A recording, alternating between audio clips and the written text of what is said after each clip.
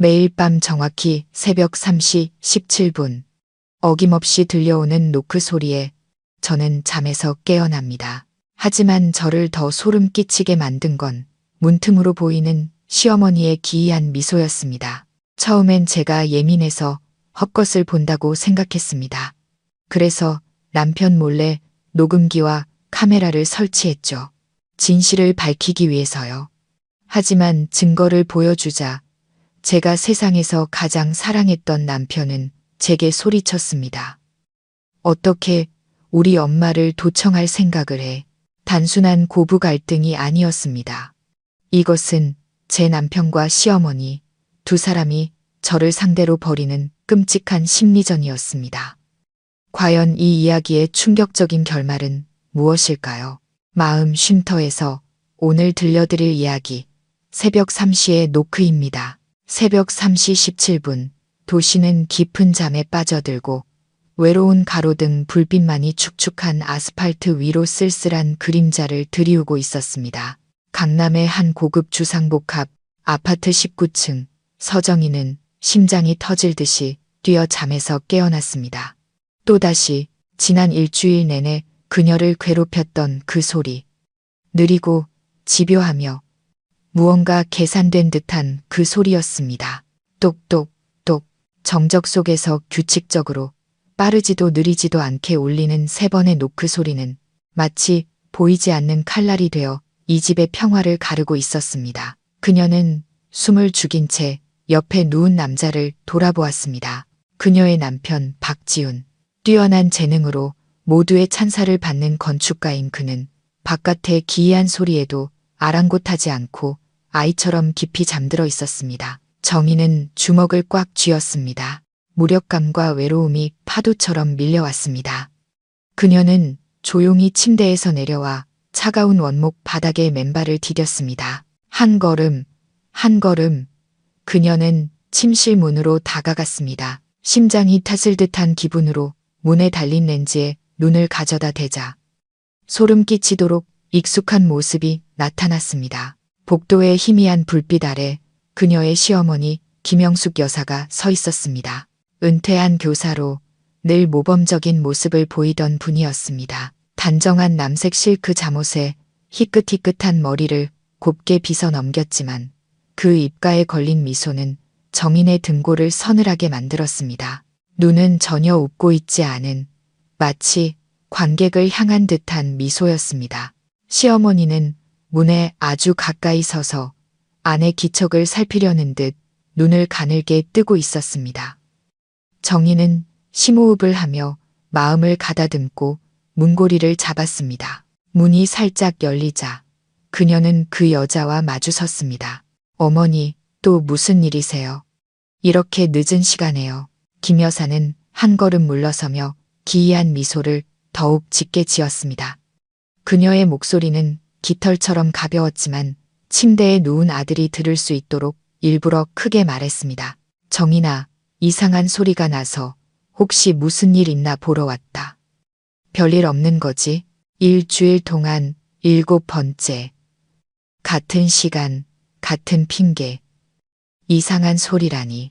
매일 밤 그녀의 정신을 갉아먹는 어머니의 노크 소리 외에 대체 무슨 이상한 소리가 있단 말인가. 정희는 입술을 깨물었습니다. 저희 괜찮아요, 어머니. 잘못 들으신 거겠죠. 어서 들어가 주무세요.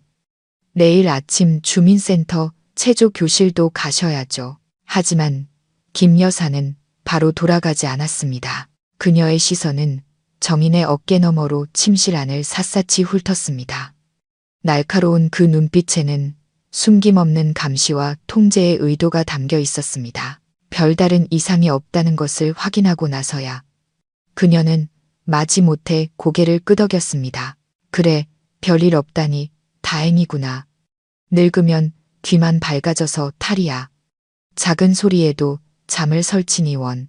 그녀는 천천히 몸을 돌렸고 그녀의 슬리퍼가 바닥에 끌리는 소리는 방문이 닫힐 때까지 길게 이어졌습니다. 정희는 지친 숨을 내쉬며 문에 등을 기댔습니다. 돌아보니 지우는 여전히 깊은 잠에 빠져 있었습니다. 방금 전의 소동은 그의 세상에 존재하지 않는 듯 했습니다. 실망감이 밀려왔고 그녀는 일부러 침대에 몸을 세게 던졌습니다. 그제야 지훈이 몸을 뒤척이며 잠결에 물었습니다. 무슨 일이야? 왜 이렇게 시끄럽게 해? 정희는 남편의 등을 바라보며 억울함과 무력감에 잠긴 목소리로 말했습니다. 어머니가 또 다녀가셨어요. 못 들었어요? 벌써 7번째예요. 또 이상한 소리가 난다는 똑같은 핑계로요. 지훈은 투덜거리며 그녀에게 등을 돌렸습니다. 이불 속에서 나온 목소리는 피곤함과 짜증으로 가득했습니다. 당신 또 예민하게 구네. 어머니 연세 드시면 잠이 줄어들어서 그래. 당신이 좀 이해해드려. 피곤하다. 어서 자. 나 내일 아침 일찍 현장 나가봐야 한단 말이야. 이해하라고.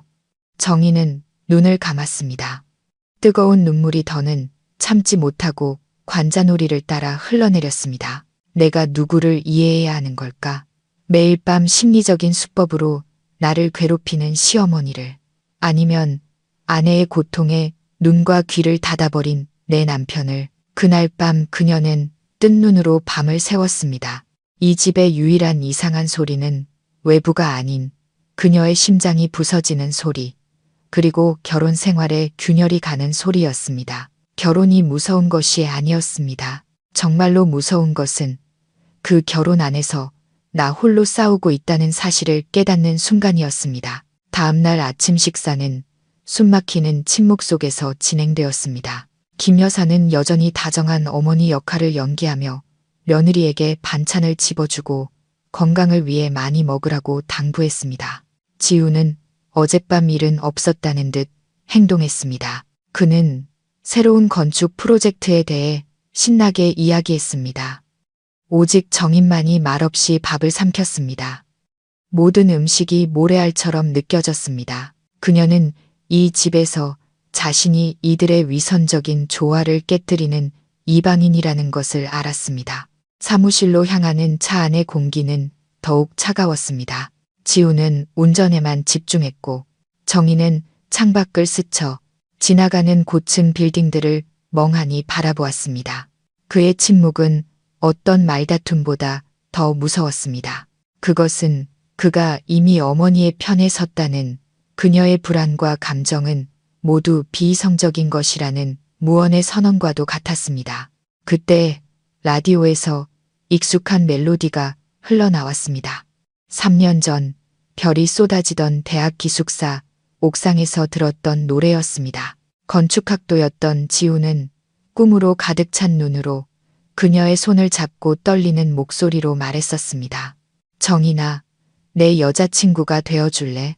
지금 당장 부유하게는 못해줘도 평생 너를 지켜줄 가장 튼튼한 집을 지어줄게. 세상의 모든 비바람을 막아줄 사랑과 웃음만 가득한 그런 집을. 그 달콤하고 진실된 약속에 그녀는 행복의 눈물을 흘리며 고개를 끄덕였습니다. 그런데 지금 여기가 그 튼튼한 집이란 말인가? 매일 밤 정신적 고통에 시달려야 하고 나를 지켜주겠다던 남편이 가장 먼저 나를 비바람 속으로 밀어넣는 이곳이. 정희는 눈을 감았습니다. 과거와 현재의 극명한 대비가 심장을 도려내는 듯했습니다. 차가 그녀의 회사 건물 앞에 멈췄습니다. 지훈이 돌아보며 무미건조하게 말했습니다. 오늘 오후에 중요한 회의가 있어서 늦을 거야. 먼저 퇴근하면 어머니랑 저녁 먹어. 기다리지 말고. 그는 그녀를 쳐다보지도 않았습니다. 안부 한마디, 관심의 표현조차 없었습니다. 정희는 대답 없이 차문을 열고 내렸습니다. 문이 닫히자마자 차는 마치 그녀에게서 도망치려는 듯 급하게 사라졌습니다. 분주한 인파 속에 홀로 서서 그녀는 극심한 공허함을 느꼈습니다. 그날 점심, 그녀는 가장 친한 친구인 최수연을 회사 근처 조용한 카페에서 만났습니다. 자리에 앉자마자 정희는 참았던 울분을 터뜨렸습니다. 이성적이고 날카로운 변호사인 수연은 조용히 듣기만 했습니다. 정인의 이야기가 끝나자 수연은 물 한 모금을 마시고 단호하게 말했습니다. 이건 예민한 게 아니야, 정인아. 전형적인 가스라이팅이야. 그분은 지금 너의 한계를 시험하고 있고 내 남편은 무심코 그 행동에 동조하고 있는 거고. 수연의 말은 정인에게 찬물을 끼얹는 듯 했지만 동시에 정신을 번쩍 들게 했습니다. 적어도 누군가는 그녀를 믿어주고 그녀가 겪는 일이 진짜라고 인정해 주었습니다. 정인은 지친 목소리로 물었습니다. 그럼 이제 난 어떻게 해야 해? 수연은 몸을 앞으로 기울이며 진지한 목소리로 말했습니다. 싸워봤자 소용없어. 그 사람 눈에는 네가 항상 틀린 사람이 될 테니까 너한테 필요한 건 증거야. 내 남편 앞에 내밀었을 때 더 이상 네가 예민하다는 말을 할 수 없게 만드는 빼도 박도 못할 증거. 친구의 조언은 정인 앞에 흐릿한 길을 비추는 등불 같았습니다. 그래, 증거가 필요했다. 그녀는 더 이상 매일 자신을 의심하며 살 수 없었다. 그 진실이 모두에게 상처가 되더라도 지훈이 현실을 마주하게 해야만 했다. 그날 오후 사무실 컴퓨터 앞에 앉아 정인은 미완성인 마케팅 기획안 대신 온라인 쇼핑몰을 열었습니다. 검색창에 초소형 녹음기라고 입력하자 수많은 제품이 나타났습니다. 그녀는 배터리 수명이 가장 긴 제품을 골랐습니다. 결제 버튼을 누를 때 심장이 세차게 뛰었지만 그녀의 눈에는 전례 없는 단호함이 서려 있었습니다. 이번에는 그가 내가 예민하다고 말하게 두지 않을 것이다. 이번에는 그가 직접 듣게 만들 것이다. 택배는 다음 날 오후에 도착했습니다. 평범한 작은 상자였지만 지금의 정인에게는 천근만근처럼 무겁게 느껴졌습니다. 그녀는 택배 기사에게서 상자를 받아들고 서둘러 방으로 들어가 문을 잠갔습니다. 상자 안에는 USB처럼 생긴 작고 차가운 금속 물체가 들어 있었습니다. 그녀가 주문한 초소형 녹음기, 어두운 진실을 밝혀줄 희망을 품은 작은 도구였습니다. 그녀는 불안한 마음으로 사용 설명서를 꼼꼼히 읽었습니다. 그날 저녁 정인은 평소처럼 행동하려 애썼습니다. 시어머니와 저녁을 먹고 TV를 보고 몇 마디 대화를 나누었습니다. 김 여사는 여전히 자애로운 얼굴로 며느리의 일과를 묻고 과일을 깎아주기까지 했습니다. 하지만 정인은 그 완벽한 가면 뒤에 다른 얼굴이 있다는 것을 알았습니다. 그녀는 사냥꾼처럼 끈기 있게 기다렸습니다. 지훈과 시어머니가 각자의 방으로 들어가고 집안의 모든 불이 꺼질 때까지. 시계가 밤 12시를 가리키자 정인은 조용히 침대에서 일어났습니다. 창밖에서 들어오는 희미한 불빛에 의지해 녹음기를 들었습니다. 그녀는 지훈의 규칙적인 코골이 소리와 집안의 절대적인 정적을 확인했습니다. 그녀는 살금살금 침실 문으로 다가가 떨리는 손으로 녹음기를 들었습니다. 기기 뒷면에는 자석이 붙어 있어 금속으로 된 문틀 위쪽에 조심스럽게 부착했습니다. 밖에서는 거의 보이지 않는 은밀한 위치였습니다. 손가락으로 버튼을 누르자 작은 딸깍 소리와 함께 표시등이 한 번 깜빡이고 꺼지며 임무를 시작했습니다. 침대로 돌아왔지만 정인은 잠을 이룰 수 없었습니다. 어두운 천장을 바라보며 수많은 생각에 잠겼습니다. 갓 시집 왔을 때 김 여사가 자신을 얼마나 잘해주었는지 떠올랐습니다. 한때 세상에서 가장 운 좋은 여자라고 생각했었는데 이 모든 것이 정교하게 준비된 연극이었을까? 아니면 자신의 등장이 정말로 지훈의 마음속에서 시어머니의 독점적인 위치를 위협해 모범적인 교사를 이렇게 계산적인 사람으로 만든 것일까? 실망과 혼란이 그녀의 영혼을 갉아먹었습니다. 다음 날 아침 알람이 울리기도 전에 정인은 잠에서 깼습니다. 그녀는 지훈이 아직 깊이 잠든 것을 확인하고 조용히 문으로 다가가 녹음기를 떼어냈습니다. 그리고 욕실로 들어가 문을 잠갔습니다. 녹음기를 휴대폰에 연결하자 숨이 가빠졌습니다. 여러 개의 오디오 파일 중 새벽 3시에서 사시사이에 녹음된 파일을 선택했습니다. 떨리는 손가락으로 재생 버튼을 눌렀습니다. 처음에는 잡음과 에어컨 소리뿐이었습니다. 그녀는 인내심을 갖고 파일을 빨리 감았습니다. 그리고 마침내 익숙한 슬리퍼 끄는 소리가 방문 앞에서 멈췄습니다. 잠시 침묵이 흐른 뒤 김 여사의 깊은 한숨 소리가 들렸습니다. 그녀의 목소리는 속삭임이었지만 원망으로 가득 차 있었습니다. 온종일 분칠이나 하고 겉멋만 부릴 줄 알지. 우리 아들 돈을 얼마나 쓰는 거야. 아주 홀딱 반해서 정신을 못 차린다니까. 정희는 온몸에 피가 뱉는 듯 했습니다. 녹음은 계속되었습니다. 시집 왔으면 시집 온 도리를 해야지.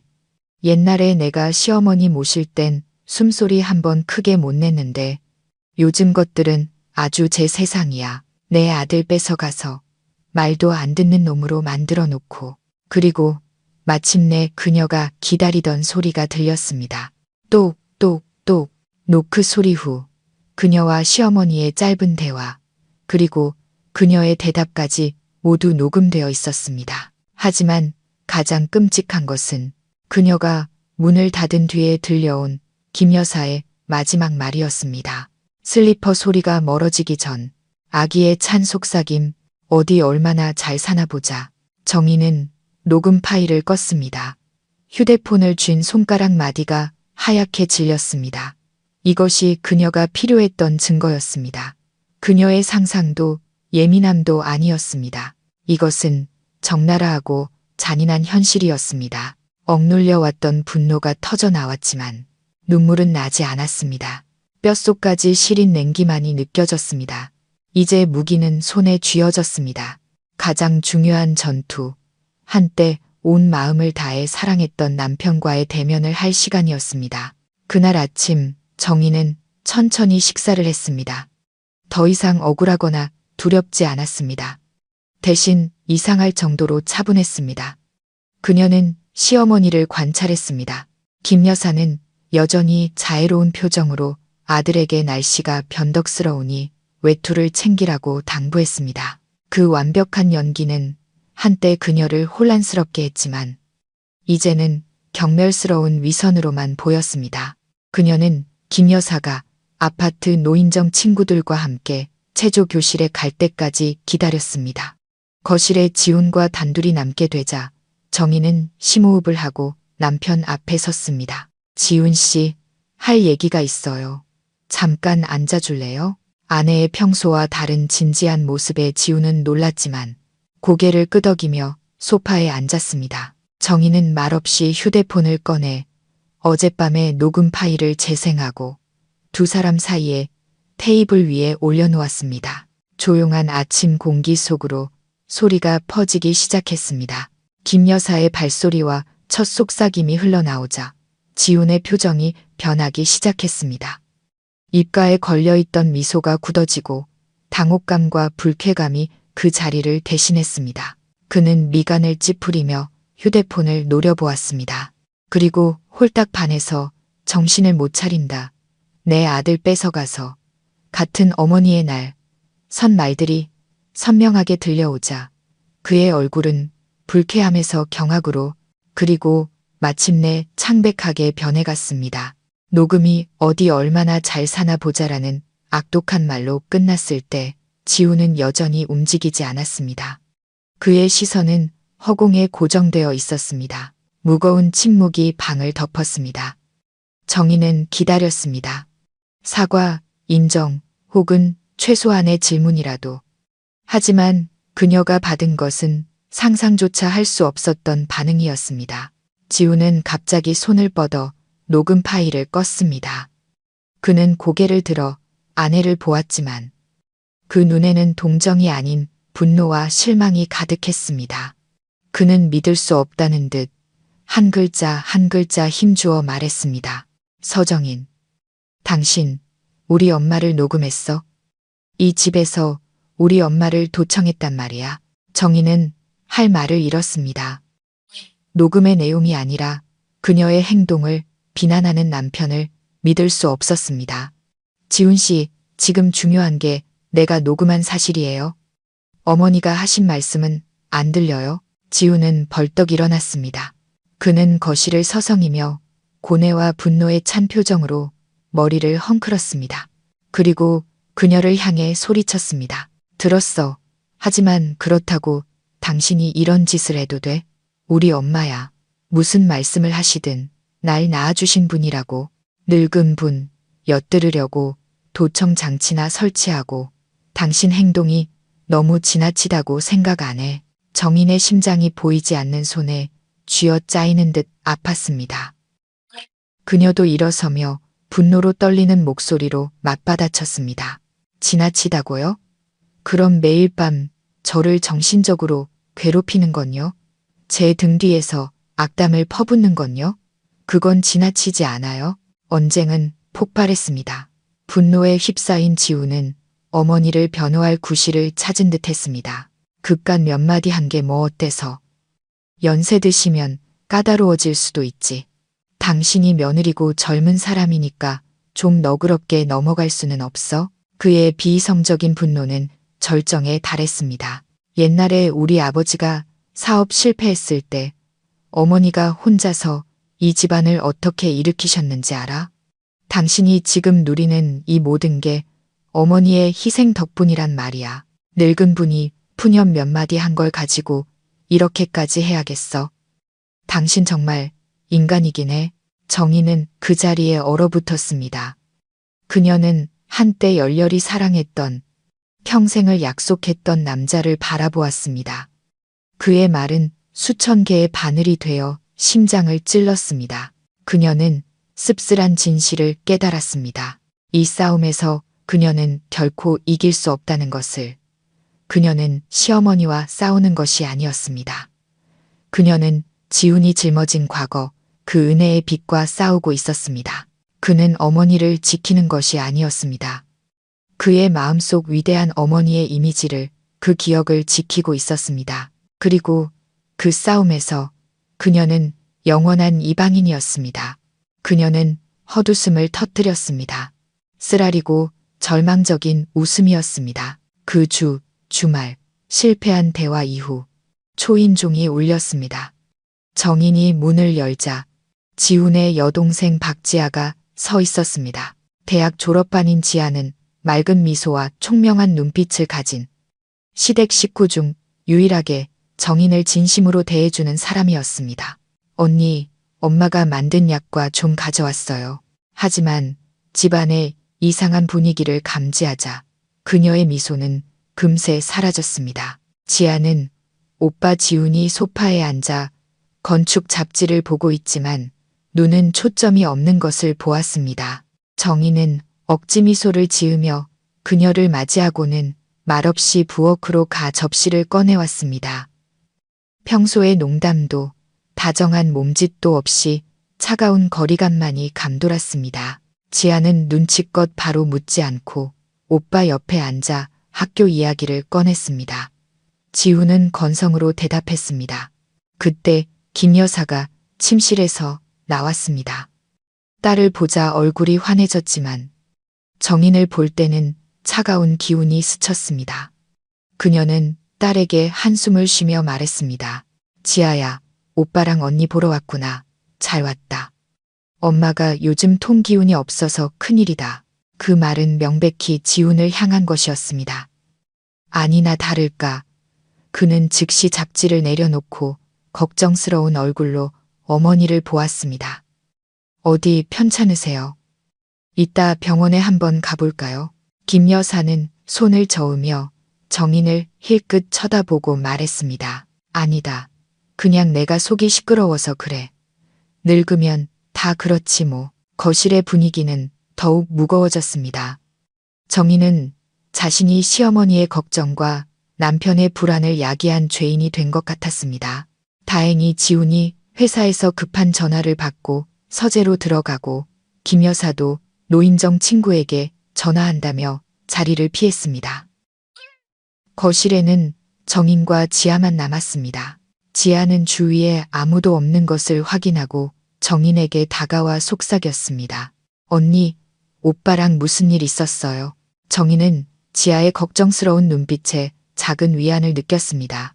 그녀는 이 어린 동생을 싸움에 끌어들이고 싶지 않았지만 외로움에 누군가에게 털어놓고 싶었습니다.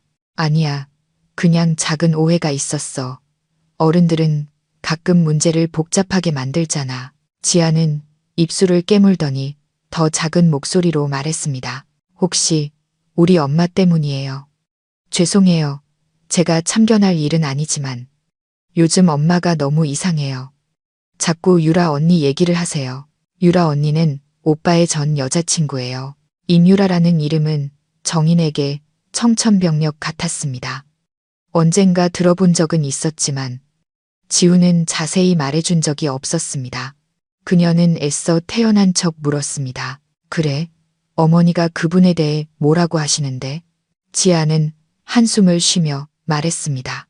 엄마가 자꾸 그때 지훈이랑 유라 언니가 결혼했으면 얼마나 좋았을까 하고 말씀하세요. 유라 언니는 순종적이고 말도 잘 듣고 살림도 잘했을 거라고요. 심지어 두 사람 옛날 사진까지 꺼내보세요. 자꾸 언니랑 그 언니를 비교하는 게 너무 불공평하게 느껴져요. 지아의 말 한마디 한마디가 정인의 심장에 박혔습니다. 그랬구나. 문제는 내가 무엇을 잘못했는지가 아니었다. 처음부터 시어머니 눈에 나는 선택된 사람이 아니었던 것이다. 그저 이상화된 과거의 그림자를 대체할 불완전한 대용품일 뿐이었다. 억울함과 모멸감에 목이 메었습니다. 그녀는 비로소 시어머니의 기이한 미소와 의미심장한 말들의 의미를 깨달았습니다. 모든 것이 자신을 지훈의 삶에서 밀어내고 그 완벽한 며느리를 위한 자리를 마련하려는 계획의 일부였던 것입니다. 그녀는 지아의 손을 잡으며 잠긴 목소리로 말했습니다. 알려줘서 고마워, 지아야. 지아가 돌아간 뒤 정희는 넓은 집에 홀로 남았습니다. 하지만 이제 더 이상 혼란스럽지 않았습니다. 그녀의 싸움은 인정을 받기 위한 것이 아니라 임유라라는 완벽한 유령과 맞서는 것이었습니다. 지아의 방문 이후 집안은 완벽한 냉전에 돌입했습니다. 더 이상 비난이나 격렬한 다툼은 없었습니다. 대신 무서운 침묵과 적대감이 가득했습니다. 식사 시간은 고문 같았고 식기 부딪히는 소리만이 무심하게 울렸습니다. 정인과 지우는 서로 마주 앉아 있었지만 그들의 거리는 세상의 양끝처럼 멀었습니다. 김 여사는 피해자 연기의 달인이 되었습니다. 그녀는 더 이상 직접적으로 울거나 한탄하지 않았습니다. 대신 훨씬 교묘한 방법을 썼습니다. 창가에 조용히 앉아 슬픈 눈으로 먼 곳을 바라보다가 지훈이 다가오면 존재하지도 않는 눈물을 급히 닦는 척했습니다. 식사 때는 몇 숟가락 뜨다 말고 한숨을 쉬며 입맛이 없구나라고 말했습니다. 지훈이 걱정하면 그녀는 기운 없는 목소리로 괜찮다. 늙으면 다 그렇지. 신경 쓰지 말라고 했습니다. 그런 연기는 지훈에게 큰 영향을 미쳤습니다. 그는 어머니의 고통을 보며 죄책감에 시달렸고 정인에게 더욱 차갑고 까칠하게 굴었습니다. 그의 침묵에는 이제 비난이 담겨 있었습니다. 그는 아내의 옹졸함 때문에 어머니가 병이 났다고 생각했습니다. 어느 날 저녁 정인을 보고 지훈이 쏘아붙였습니다. 요즘 어머니가 얼마나 수척해지셨는지 안 보여? 당신 어머니한테 조금이라도 신경 쓸 수 없어? 정인은 지친 눈으로 남편을 똑바로 쳐다보며 담담하게 대답했습니다. 나도 수척해지고 있는 거 지훈 씨는 안 보여요? 그녀의 대답에 지훈은 할 말을 잃고 분한 듯 서재로 들어가 문을 쾅 닫았습니다. 정인은 그의 뒷모습을 보며 씁쓸함을 느꼈습니다. 그는 며칠 입맛이 없는 어머니의 수척함은 보면서 3년간 함께 산 아내의 정신적, 육체적 피폐함은 보지 못했습니다. 그녀는 이 고립감 속에서 서서히 죽어가고 있었습니다. 그녀는 지훈에게 마지막으로 대화를 시도했습니다. 자신의 감정과 두려움을 설명하는 장문의 메시지를 보냈지만 돌아온 것은 나 바빠. 그 얘기는 나중에 하자는 차가운 답장뿐이었습니다. 나중에라는 두 글자는 그녀의 마지막 희망마저 꺼뜨렸습니다. 그날 밤 정희는 모두가 잠든 후 어두운 거실에 홀로 앉아 있었습니다. 그녀는 졌습니다. 적어도 남편의 이해를 얻으려는 싸움에서는 말은 힘을 잃었고 녹음 증거는 늙은이의 푸념으로 왜곡되었습니다. 그녀는 더 강력한 것, 부인할 수 없는 것, 시어머니의 진짜 얼굴을 시각적으로 보여줄 수 있는 것이 필요했습니다. 대담하고 두려운 생각이 머리를 스쳤습니다. 그녀는 컴퓨터를 켰습니다. 화면 불빛에 그녀의 단호한 눈빛이 비쳤습니다. 더는 이 삶을 견딜 수 없었다. 이 보이지 않는 심리적 고문에 무너질 수 없었다. 그녀는 반격해야 했다. 자신을 위해, 그리고 이 결혼에 남은 조각을 지키기 위해, 혹은 단호하게 끝내기 위해. 그녀의 손가락이 키보드 위를 움직이며 다른 장치를 검색했다. 더 정교한 장치를 당신이 들을 수 없다면 보게 만들 수밖에. 냉전이 일주일 가까이 이어지자 정희는 더 이상 침묵할 수 없다는 것을 알았습니다. 수연과의 심각한 대화 끝에 그녀는 더 대담한 수를 두기로 결심했습니다. 음성은 얼마든지 왜곡될 수 있어, 정희나. 바람 소리였다. 잠꼬대였다. 변명은 끝이 없지. 하지만 영상은 달라. 행동, 태도, 표정까지 기록하는 제3의 눈이 필요한 거야. 수연의 조언은 위험했지만 유일한 길처럼 보였습니다. 정희는 죄책감을 느꼈지만 남편의 차가운 눈빛과 시어머니의 의미심장한 미소를 떠올리자 더 이상 선택의 여지가 없었습니다. 이것은 감시가 아니라 자기 방어였다. 수연의 도움으로 정희는 아로마 디퓨저 모양으로 정교하게 위장된 최신형 몰래카메라를 구입했습니다. 30만 원이라는 적지 않은 비용이었지만 그녀는 망설이지 않았습니다. 가장 큰 문제는 설치였습니다. 지훈과 시어머니가 모두 집을 비울 시간이 필요했습니다. 수요일 오후 지훈은 현장 감독을 나가고 김 여사는 동네 부녀회 모임에 갔을 때 정희는 몸이 안 좋다는 핑계로 조퇴했습니다. 집에 혼자 남자, 심장이 격렬하게 뛰었습니다. 그녀는 떨리는 손으로 카메라를 설치하고 휴대폰 앱과 연결했습니다. 거실 책장 위 지훈의 건축 잡지와 장식품들 사이에 디퓨저를 놓자 완벽한 위치였습니다. 렌즈는 거실 전체, 특히 끔찍한 사건이 벌어지는 부부의 침실 문을 향하고 있었습니다. 자신의 집을 촬영장으로, 가장 사랑하는 사람들을 배우로 만드는 이 상황에 죄책감이 들었지만 곧 단호함으로 바뀌었습니다. 진실과 공정을 되찾기 위한 마지막 수였다. 그녀는 진짜 라벤더 오일을 몇 방울 떨어뜨렸습니다. 향긋한 냄새가 퍼지며 완벽한 위장이 완성되었습니다. 모든 준비는 끝났습니다. 정희는 소파에 앉아 휴대폰 화면을 들여다보았습니다. 익숙한 거실은 이제 긴장감 넘치는 무대가 되었습니다. 그녀는 무엇을 보게 될지, 진실이 얼마나 잔인할지 몰랐지만 더 이상 돌아갈 수 없다는 것만은 확실했습니다. 이제 주연 배우가 무대에 오르기만을 기다릴 뿐이었습니다. 카메라 설치 후 이틀 동안은 이상할 정도로 평온했습니다. 김 여사는 완벽한 시어머니로 돌아온 듯 했습니다. 그녀는 더 이상 한밤중에 문을 두드리지도 한숨을 쉬지도 않았습니다. 오히려 맛있는 음식을 해주고 아들과 즐겁게 대화하며 정인의 안부를 묻기까지 했습니다. 정인은 의심했습니다. 정말 변한 것일까? 아니면 더 큰 계획을 준비하고 있는 것일까? 그 답은 사흘째 밤에 나왔습니다. 그날 지우는 국제건축 공모전에 출품할 설계도를 집으로 가져왔습니다. 몇 달간 공들인 역작이었습니다. 그는 거실 테이블에 설계도를 펼쳐놓고 마지막으로 검토하며 뿌듯해했습니다. 정인이 지나가며 말했습니다. 다 보셨으면 서재에 넣어두세요. 여기 두면 망가질 수도 있어요. 지우는 건성으로 손을 저으며 알았어. 조금만 더 보고라고 대답했습니다. 다음 날 아침 정인과 지훈이 출근한 후 집에는 김 여사 혼자 남았습니다. 사무실에서 정인은 틈틈이 카메라 앱을 확인했습니다. 시어머니는 거실 화초에 물을 주고 있었습니다. 모든 것이 평범해 보였습니다. 그러나 그녀가 테이블 근처로 갔을 때 카메라는 모든 것을 선명하게 기록했습니다.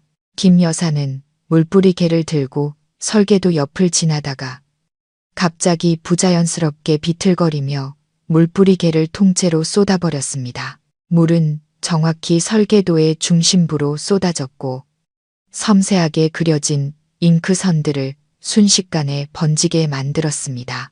김 여사는 당황한 척 휴지로 물을 닦았지만 이미 늦었습니다. 지훈의 역작은 망가져 버렸습니다. 영상만 보면 노인의 부주의로 인한 안타까운 사고처럼 보였습니다. 하지만 영상을 수십 번 돌려본 정인의 눈에는 다른 것이 보였습니다. 그녀가 비틀거리기 직전 거의 알아챌 수 없었던 아주 미세한 망설임, 완벽하게 위장된 계산이었습니다. 그날 저녁 자신의 작품이 망가진 것을 본 지훈은 망연자실했습니다. 그의 얼굴에는 실망과 분노가 가득했습니다. 김 여사는 즉시 눈물을 글썽이며 아들의 손을 잡고 연기를 시작했습니다. 아이고, 내 잘못이다. 다 내 잘못이야. 늙어서 손발이 말을 안 듣는구나. 미안하다, 아들아. 하지만 그녀는 곧 정인을 향해 교묘하게 화살을 돌렸습니다. 그런데 정인아, 너는 왜 남편이 이렇게 중요한 걸 여기다 두게 했니? 좀 챙겨주지 않고. 그녀는 사과하는 동시에 며느리에게 책임을 떠넘겼습니다. 극심한 실망감에 빠진 지훈은 이성적인 판단을 할 수 없었습니다. 그는 아내를 향해 소리쳤습니다. 내가 이거 얼마나 중요한 설계도라고 했어. 어떻게 이렇게 무심할 수가 있어. 하루 종일 집에 있으면서 이것 하나 못 챙겨줘? 정인은 분노가 치밀었습니다. 분명히 치우라고 말했고 듣지 않은 것은 그였다. 그런데 이제 그녀가 잘못한 사람이 되었다. 그녀는 영상에 대해 말하려다 그만두었습니다. 단순한 사고 영상으로는 또다시 비난만 받을 것이 뻔했다. 그녀는 차갑게 대답했습니다. 치우라고 말씀드렸어요. 다툼이 다시 시작되었고 결과는 같았습니다. 지훈은 화를 내며 서재로 들어가 버렸고 정인은 극심한 무력감에 휩싸였습니다. 그날 밤 그녀는 문을 잠그고 침대에 앉아 사고 영상을 몇 번이고 돌려보았습니다. 그녀는 나를 집에서 내쫓으려는 것뿐만 아니라 남편이 소중히 여기는 모든 것을 파괴하고 그 죄를 내게 뒤집어 씌우려 하고 있었다. 이것은 싸움이 아니었다. 사냥이었고 그녀는 사냥감이었다. 설계도 사건 이후 집안의 냉전은 더욱 심해졌습니다. 정인과 지훈은 거의 대화를 나누지 않았습니다. 정인은 남편에게서 실망과 원망을 느꼈습니다. 그는 아내로서의 책임을 다하지 못했다고 생각했습니다. 이 부당함은 그녀를 고통스럽게 했지만 동시에 그녀의 결심을 더욱 굳게 만들었습니다. 매일 카메라 영상을 확인하는 것이 습관이 되었지만 며칠 동안 별다른 소득은 없었습니다. 김 여사는 다시 완벽한 시어머니 역할을 하며 흠잡을 데 없는 모습을 보였습니다. 그녀는 부부 사이에 새로운 전쟁의 불씨를 던져놓고 그들이 스스로 관계를 파괴하는 것을 지켜보기만 하면 되었습니다. 정인은 낙담하기도 했지만 그녀의 인내심은 마침내 보상받았습니다. 주말 밤 지훈이 피곤해 지쳐 잠든 사이 정인의 휴대폰에 카메라 움직임 감지 알림이 떴습니다. 심장이 덜컥 내려앉았습니다. 그녀는 급히 앱을 켰습니다. 어두운 거실에 한 인형이 살금살금 움직이고 있었습니다. 김 여사였습니다. 그녀는 평소처럼 부부의 침실로 가지 않고 거실 구석에 있는 낡은 나무 찬장으로 향했습니다. 정인은 숨을 죽이고 지켜보았습니다. 시어머니는 잠옷 주머니에서 작은 열쇠를 꺼내 전에는 미처 몰랐던 잠긴 서랍을 열었습니다. 안에서 낡은 앨범 한 권을 꺼내 소중히 품에 안고 카메라의 사각지대에 있는 소파에 앉았습니다. 하지만 정희는 꺼진 TV 화면에 비친 그녀의 행동을 똑똑히 볼 수 있었습니다. 김 여사는 천천히 앨범을 넘기다 한 페이지에서 오랫동안 멈췄습니다.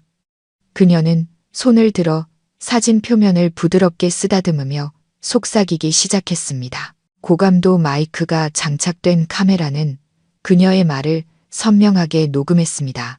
유라야, 우리 아들 좀 보렴. 요즘 얼굴이 말이 아니야. 너랑 있을 때처럼 웃지도 않고 맨날 인상만 쓰고 있잖니. 정인의 심장이 웃는 듯 했습니다.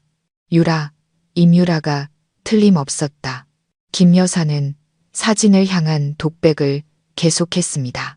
돈만 쓸 줄 아는 저런 애한테 장가 보내서 내 아들 뺏어가려는 것만 혈안이 되어 있고 그때 내가 좀 더 단호했어야 했는데 그랬으면 지금 내가 내 며느리가 되어 있었을 텐데 우리 아들한테는 너처럼 착하고 현명한 애가 어울리는데 말이야.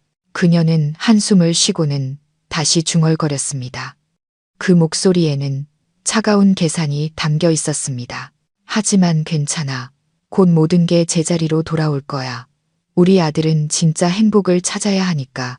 그녀는 앨범을 조심스럽게 닫아 서랍에 넣고 다시 잠갔습니다. 그리고 부부의 침실 문을 잠시 쳐다본 뒤 조용히 자기 방으로 돌아갔습니다.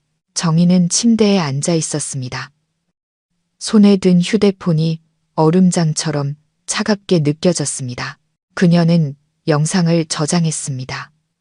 부인할 수 없는 증거, 시어머니의 모든 음모와 동기를 드러내는 적나라한 진실.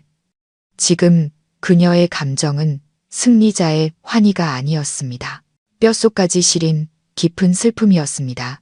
그녀의 결혼, 그녀의 사랑은 결국 다른 사람의 그림자와 비교되며 기만 위에 세워졌던 것입니다. 그녀는 사랑받는 존재가 아니라 기준 미달의 대용품이었습니다. 증거는 확보되었습니다. 하지만 이것이 결혼을 구할 열쇠가 될까? 아니면 모든 것을 산산조각 낼 마지막 망치가 될까? 다음 날 아침, 정희는 단호한 결심과 함께 일어났습니다. 그녀는 더 이상 울지도 무력해하지도 않았습니다. 고통은 무서울 정도로 차분한 평정심으로 바뀌었습니다. 그녀는 아침을 준비하고 김 여사가 시장의 간틈을 타 출근 준비를 하던 지훈을 침실로 불렀습니다. 지훈 씨, 보여줄 게 있어요. 제발 끝까지 다 봐줘요. 지훈은 아내의 태도에 놀랐지만 침대 가장자리에 앉았습니다. 정희는 노트북을 침실의 대형 TV와 연결했습니다. 그녀는 그가 모든 것을 가장 선명하게 어떤 변명도 할 수 없도록 보길 원했습니다. 재생 버튼을 누르자 어젯밤의 영상이 생생하게 나타났습니다. 지훈은 처음에는 짜증 섞인 표정으로 말했습니다. 또 영상이야? 이런 거 이제 지겹지도 않아? 하지만 어머니가 잠긴 찬장을 몰래 여는 것을 보자 그의 태도가 바뀌었습니다. 그는 몸을 바로 하고 화면에 집중했습니다. 어머니가 낡은 앨범을 들고 속삭이는 목소리가 들려왔습니다. 유라야, 그때 내가 좀 더 단호했어야 했는데 돈만 쓸 줄 아는 저런 애한테 장가 보내서. 어머니의 입에서 나오는 한마디 한마디가 지훈의 머릿속을 강타했습니다. 그의 얼굴은 경악에서 망연자실로 그리고 마침내 창백하게 변해갔습니다. 영상이 끝난 후에도 그는 움직이지 않았습니다. 항상 아들의 행복만을 바란다던 자애로운 어머니의 모습, 평생을 희생했다던 위대한 어머니의 이미지가 눈앞에서 산산조각 나고 있었습니다. 그는 머리를 감싸 쥐었습니다. 귀에는 윙윙거리는 소리와 함께 어머니의 말이 맴돌았습니다. 모든 것이 거짓이었다. 아내를 향한 어머니의 애정과 인정은 모두 연극이었습니다. 정희는 남편의 붕괴를 조용히 지켜보았습니다. 한참 후에야 지훈은 고개를 들었습니다. 핏발이 선 그의 눈에는 죄책감과 고통, 혼란이 뒤섞여 있었습니다. 그는 사과 한마디 없이 비틀거리며 침실을 나갔습니다. 정희는 그가 어디로 가는지 알았습니다. 그는 시장에서 막 돌아온 김 여사의 방문 앞에 섰습니다. 아들의 넋나간 모습을 본 어머니가 놀라서 물었습니다. 지훈아, 왜 그러니? 출근 안 하고. 지훈은 대답 대신 어머니가 낡은 사진을 쓰다듬는 모습이 멈춰 있는 태블릿 화면을 들어 보였습니다. 그는 소리치지 않았습니다. 떨리는 목소리로 겨우 두 마디를 내뱉었습니다. 설명해보세요. 화면을 본 김 여사의 얼굴이 굳어졌습니다. 그녀는 당황해서 뒷걸음질치며 더듬거렸습니다. 이건 빼도 박도 못할 증거 앞에 그녀의 모든 가면과 계산은 무너져 내렸습니다. 더 이상 연기할 수 없게 되자 그녀는 마지막이자 가장 강력한 무기를 꺼내 들었습니다. 눈물과 모성애를 이용한 감정 조작. 그녀는 아들의 다리를 붙잡고 주저앉아 처절하게 울부짖었습니다. 내가 잘못했다. 지훈아. 내가 늙어서 정신이 나갔나 보다. 다 너를 너무 사랑해서 너를 잃을까봐 두려워서 그랬어. 네가 행복하지 않은 모습을 보는 게 얼마나 힘들었는지 알아? 엄마 한 번만 용서해다오. 정희는 자신의 침실 문가에 서서 그 눈물의 연극을 지켜보았습니다. 이제 그녀의 싸움은 끝났습니다. 지금부터는 지훈 자신의 싸움이었습니다. 평생 그를 폐암해 온 모성애라는 이름의 악마와의 싸움. 김 여사의 방문이 닫혔지만 울음소리와 애원의 여운이 공중에 떠다니는 듯 했습니다. 지훈은 거실 한가운데에 선 채 완전히 지쳐 보였습니다. 그는 붕괴된 어머니의 모습과 방금 마주한 끔찍한 진실을 떨쳐내려는 듯 마른 세수를 했습니다. 정희는 조용히 그를 지켜보았습니다. 한참 후에야 지훈은 소파에 주저앉아 두 손에 얼굴을 묻었습니다. 그의 넓은 어깨가 가늘게 떨리고 있었습니다. 그가 울고 있다는 것을 알았습니다. 정희는 그의 맞은편 의자에 앉아 따뜻한 물 한 잔을 앞에 놓아주었습니다. 그녀의 침묵은 어떤 질책보다 강했습니다. 마침내 지훈이 고개를 들었습니다. 충혈된 그의 눈에는 피로와 고통이 가득했습니다. 그는 아내를 똑바로 바라보며 갈라진 목소리로 말했습니다. 정인아, 미안해. 내가 정말 눈이 멀었었어. 이것은 그가 처음으로 자신의 잘못을 정면으로 인정한 것이었습니다. 이 사과는 어머니의 행동뿐만 아니라 그동안의 자신의 무심함과 비겁함에 대한 것이기도 했습니다. 정희는 그를 보았습니다. 마음 한구석이 욱신거렸습니다. 이 말을 너무나 오래 기다려왔지만 막상 듣고 나니 생각만큼 후련하지 않았습니다. 그녀는 담담하게 대답했습니다. 이제 와서 그 사과가 무슨 의미가 있을까요? 지훈 씨. 믿음은 종이와 같아서 한번 구겨지면 아무리 펴도 예전 같을 수는 없어요. 아내의 말 속에 담긴 거리감에 지훈은 당황했습니다. 그는 급히 일어나 그녀 앞에 무릎을 꿇고 그녀의 차가운 손을 잡았습니다. 그는 간절한 눈빛으로 아내를 올려다 보았습니다. 알아. 내가 용서받을 자격 없는 거. 하지만 정인아, 제발 그렇게 말하지 마. 어머니가 당신에게 상처를 줬고 남편인 내가 당신을 지켜주지 못했어. 그게 내 가장 큰 잘못이야. 그는 그녀의 손을 더욱 꽉 잡으며 애원했습니다. 하지만 우리 얼마나 사랑했는지 잊었어? 대학교 때 그 약속 잊었냐고. 내가 당신을 위한 집을 지어주겠다고 했잖아. 내가 실패했지만 제발 다시 한번 기회를 줘. 그 약속을 다시 지킬 기회를 줘. 달콤했던 기억들이 밀려오자 정인이 쌓아 올린 얼음벽에 균열이 가기 시작했습니다. 그녀는 손을 빼내고 고개를 돌렸습니다. 기회요. 당신이 매번 어머니 편을 들었는데 내가 어떻게 당신을 다시 믿을 수 있죠? 지훈은 씁쓸하게 인정했습니다. 다시는 그런 일 없을 거야. 약속할게. 어머니와 분명히 선을 그을 거야. 이 집은 우리 집이야. 당신과 나의 집. 어머니는 더 이상 우리 삶에 간섭하실 수 없어. 맹세해. 정희는 오랫동안 침묵했습니다. 그녀의 마음속 절반은 떠나라고 소리쳤지만 여전히 이 남자를 사랑하는 나머지 절반은 손을 놓지 못했습니다. 그녀는 그의 충혈된 눈에서 진심 어린 후회와 고통을 보았습니다. 마침내 그녀는 긴 한숨을 내쉬었습니다. 좋아요, 지훈 씨. 당신에게 그리고 나에게 마지막 기회를 줄게요. 하지만 기억해요. 이번이 정말 마지막이에요. 지훈은 자신의 귀를 의심하는 듯 했습니다. 그는 고마움에 가득 찬 눈으로 그녀를 안으려 했지만 정희는 이미 일어나 침실로 향했습니다. 그날 밤 그들은 한 침대에 누웠지만 서로에게 닿지 않았습니다. 보이지 않지만 무거운 벽이 그들 사이에 있었습니다. 정희는 용서를 선택했지만 잊을 수 있을지는 몰랐습니다. 마지못한 용서 위에 세워진 결혼은 과연 얼마나 갈 수 있을까요? 몇 주가 흐르고 집안은 거짓된 평화를 되찾은 듯 했습니다. 김 여사는 눈에 띄게 조용해졌습니다. 지훈은 약속을 지키기 위해 최선을 다했습니다. 그는 아내와 더 많은 시간을 보냈고 어머니와 필요한 거리를 두기 시작했습니다. 정희는 남편의 노력을 느끼며 다시 마음을 열려고 노력했습니다. 가족의 분위기는 나아졌지만 여전히 어색함이 감돌았습니다.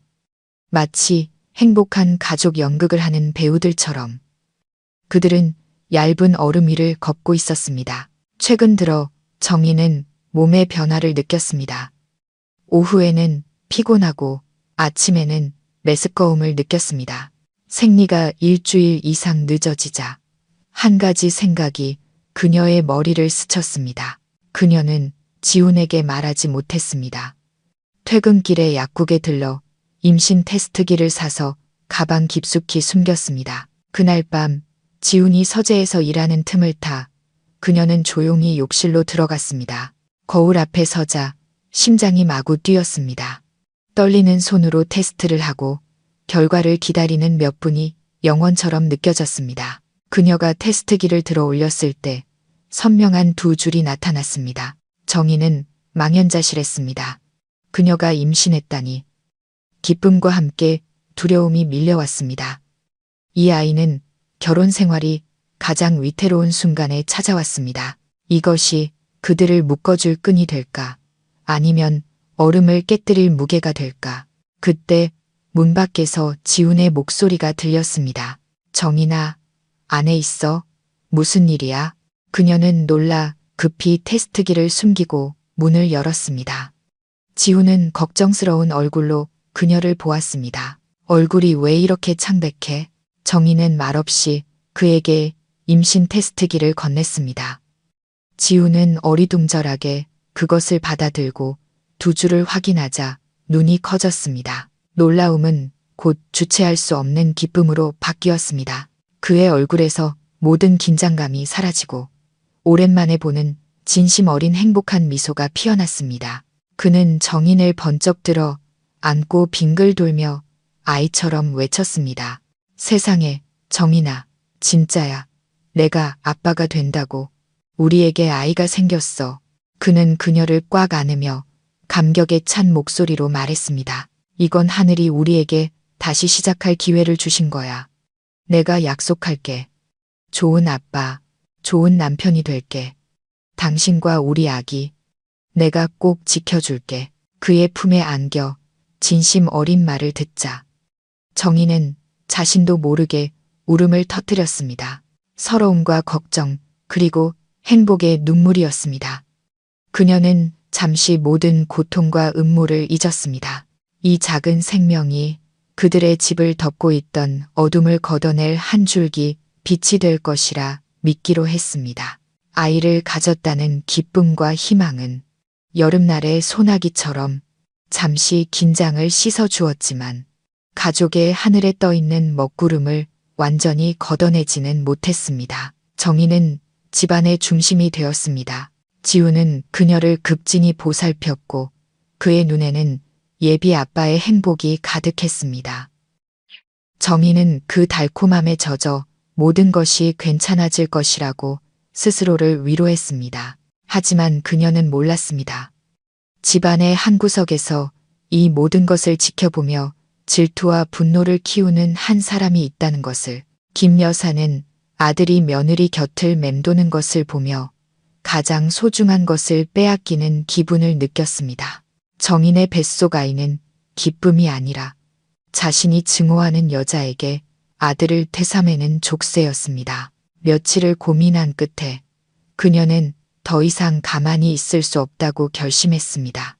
어느 날 오후 그녀는 자신의 방에서 익숙한 번호로 전화를 걸었습니다. 수화기 너머로 날카로운 목소리가 들려왔습니다. 여보세요. 영숙 씨, 오랜만이네. 지훈의 전 여자친구 임유라의 어머니이자 김 여사가 가장 신뢰하는 친구인 주미애였습니다. 김 여사는 억울한 목소리로 하소연을 시작했습니다. 내 팔자 좀 봐. 그 애가 임신을 했어. 그랬더니 우리 지훈이가 걔를 아주 상전 모시듯 한다니까. 이 늙은 어미는 거들떠보지도 않고 말이야. 수화기 너머에서 주미애가 계산적인 웃음소리를 냈습니다. 어머, 임신이 뭐 대수라고. 요즘 세상에 무슨 일이든 일어날 수 있는데 내가 좋은 방법 하나 알려줄까? 겉으로는 며느리 몸보신 시켜주는 척하면서 속으로는 시름을 덜 수 있는 방법. 그 말에 김 여사의 눈이 빛났습니다. 그게 뭔데? 어서 말해봐. 주미애는 목소리를 낮춰 은밀하게 말했습니다. 우리 집안에 대대로 내려오는 안타약이라는 게 있어. 이름은 안태약인데 사실은 혈액순환을 아주 강하게 만드는 약재야. 보통 사람이 먹으면 피가 맑아지지만 임신 초기에 임산부가 먹으면 아이를 지키기 힘들지. 모든 게 그냥 유산처럼 보이게 될 거야. 아무도 의심 못해. 주미애의 말은 김 여사의 증오심 가득한 마음에 달콤한 독처럼 스며들었습니다. 잠시 망설였지만 유라가 완벽한 며느리가 되고 아들이 정인에게서 벗어나는 모습을 상상하자 모든 죄책감은 사라졌습니다. 김 여사는 결심을 굳혔습니다.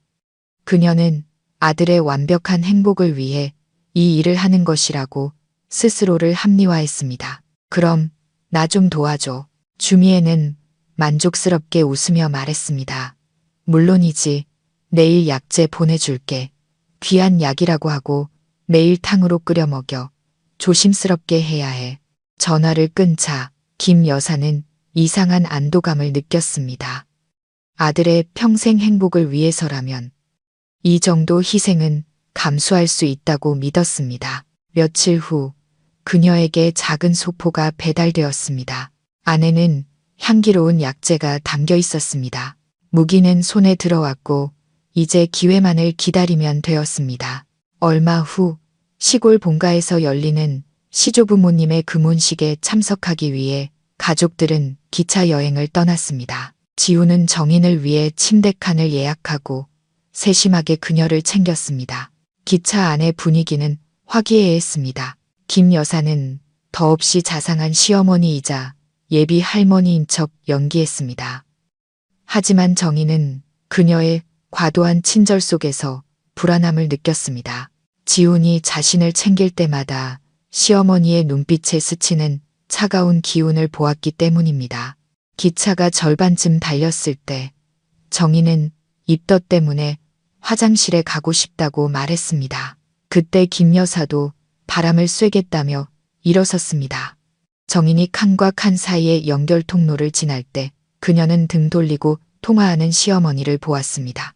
그녀는 그냥 지나치려 했지만 귓가에 들려온 몇 마디에 발걸음을 멈췄습니다. 시어머니는 목소리를 낮췄지만 숨길 수 없는 더이한 어조로 말하고 있었습니다. 걱정 마. 잘 챙겨왔어. 역시 댁내 집안 대대로 내려오는 약재라 그런지 향이 아주 특별하더군. 정인의 심장이 쿵 내려앉았습니다.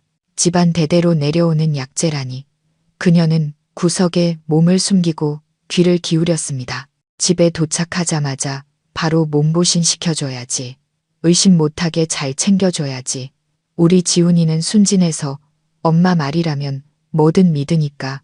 한마디 한마디가 비수가 되어 정인의 가슴에 박혔습니다. 그녀는 시어머니가 통화를 마치는 마지막 말을 들었습니다. 아니, 지훈이는 아무것도 몰라. 이건 우리끼리 비밀로 해야지. 고마워, 미애 씨. 주미애. 그 이름은 그녀의 모든 의심을 확신으로 바꾸었습니다. 시어머니가 임유라의 어머니와 공모하여 자신과 뱃속의 아이를 해치려는 계획을 꾸미고 있었던 것입니다. 정희는 급히 자기 자리로 돌아왔습니다. 심장이 미친 듯이 뛰었고 얼굴은 새하얗게 질려 있었습니다. 지훈이 걱정스럽게 물었지만 그녀는 아무 말도 할 수 없었습니다. 남편은 아무것도 모른 채 행복에 잠겨 있었습니다. 자신의 어머니가 아직 태어나지도 않은 아이를 해치려는 계획을 세우고 있다는 사실을 꿈에도 모른 채 폭풍은 결코 사라진 것이 아니었습니다. 더 끔찍한 모습으로 다시 한번 몰아치기 위해 조용히 기다리고 있었을 뿐입니다. 고향 방문이 끝나고 도시의 일상으로 돌아왔지만 정인에게는 아무것도 예전 같지 않았습니다. 시어머니의 모든 친절은 이제 공포로 다가왔습니다. 아니나 다를까 돌아온 다음 날부터 김 여사의 몸보신 작전이 시작되었습니다.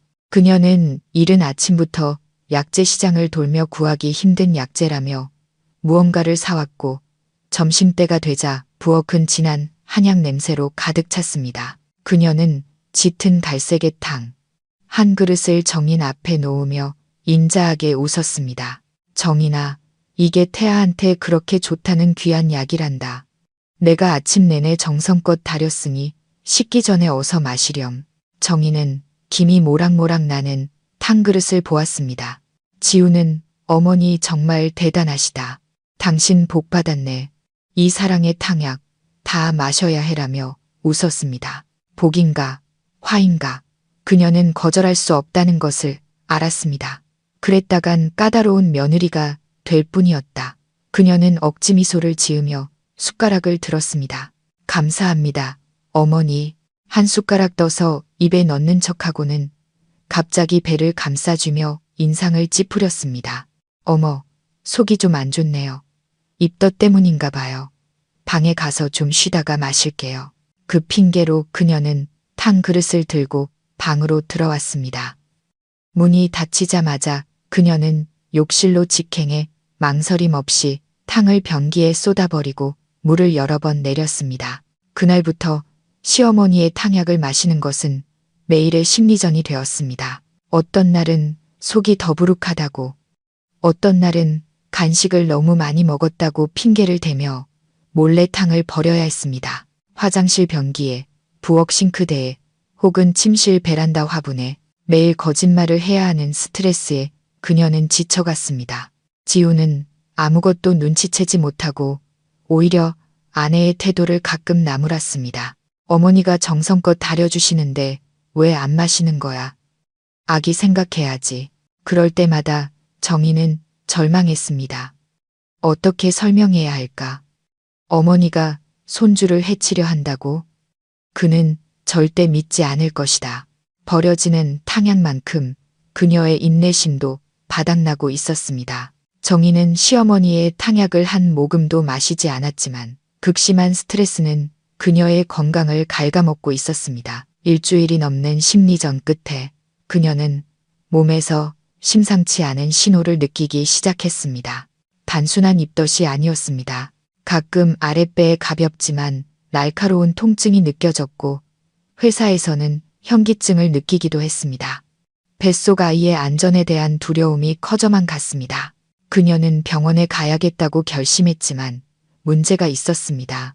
시어머니가 따라오거나 아는 의사에게 연락할 것이 뻔한 단골 병원에는 갈 수 없었습니다. 그녀는 지훈에게는 친구 수연을 만난다고, 회사에는 치과에 간다고 거짓말을 하고 다른 지역에 있는 낯선 산부인과를 찾아갔습니다. 대기실에 앉아 행복해 보이는 다른 부부들을 보며 그녀는 극심한 외로움을 느꼈습니다. 진료실에 들어서자 인상 좋은 중년의 여의사가 그녀를 맞았습니다. 의사는 증상을 들은 후 초음파 검사를 제안했습니다. 검사실 침대에 누워 배에 차가운 젤이 발라지자 정희는 숨을 죽였습니다.